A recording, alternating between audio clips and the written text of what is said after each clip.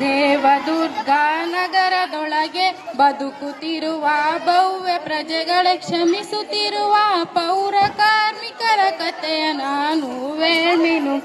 ಹೆಳೆಯ ಬಿಸಿಲಿನ ಹೊತ್ತಿನೊಳಗೆ ವಿಷಲ ನೂಗುತ್ತ ಬಂದ ಪೌರ ಚೆಲ್ಲಿ ಬಿಟ್ಟ ಕಸದ ರಾಶಿಯ ನಿಂತು ನೋಡಿದ ರಸ್ತೆಲಿ ಹಕ್ಕ ಬನ್ನಿ ತಂಗಿ ಬನ್ನಿ ತುಂಬಿ ಇಟ್ಟ ಕಸವ ತನ್ನಿ ಎಂದು ಪೌರ ಕೂಗುತ್ತಿರಲು ಸುಮ್ಮನೆ ಇದ್ದಿರಿ ಏನಿದು. ಪೌರ ಕರೆದ ಧ್ವನಿಯ ಕೇಳಿ ಕೆಲವು ಪ್ರಜೆಗಳು ಎದ್ದು ಬಂದು ಚೆಲ್ಲಿ ಬಿಟ್ಟ ಕಸಗಳನ್ನು ತಂದು ಕೊಟ್ಟರು ಕೆಲವರು.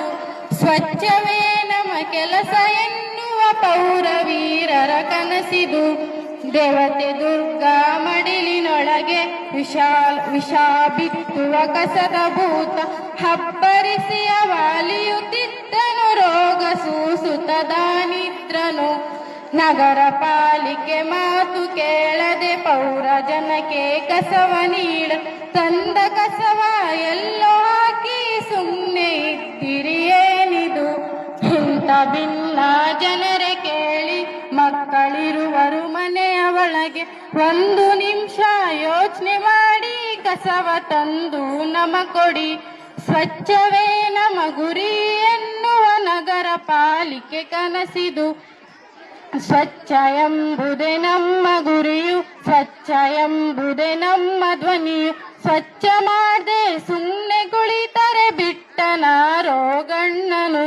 ಕಲೆ ತರುವ ಕಸದ ರಾಶಿಯು ಮನೆಯ ಸುತ್ತ ಬೆಟ್ಟ ಮಾಡಿ ತಂದ ಕಸವ ಎಲ್ಲೋ ಹಾಕಿ ಸುಮ್ಮನೆ ಏನಿದು. ಹಸಿಯ ಕಸಕ್ಕೆ ಒಂದು ಬುಟ್ಟಿ, ಒಣ ಕಸಕ್ಕೆ ಒಂದು ಬುಟ್ಟಿ, ಮನೆಯ ಆಚೆ ತಂದು ಇಟ್ಬಿಡಿ, ಬಾಕಿ ಕೆಲಸ ನಮಗ್ ಬಿಡಿ. ಸ್ವಚ್ಛವೇ ನಮ್ಮ ಕೆಲಸ ಎನ್ನುವ ಪೌರ ವೀರರ ಕತೆ ಇದು. ಸ್ವಚ್ಛ ಭಾರತ ಕ್ಷೇಯ ಕೇಳಿ ನನ್ನ ಜಾಗ ಎಂದುಕೊಳ್ಳಿ. ರಾಷ್ಟ್ರ ಮಟ್ಟದ ಹೆಸರು ಉಂಟು ನಮ್ಮ ಸಿತಫಲ ನಗರಿಗೆ.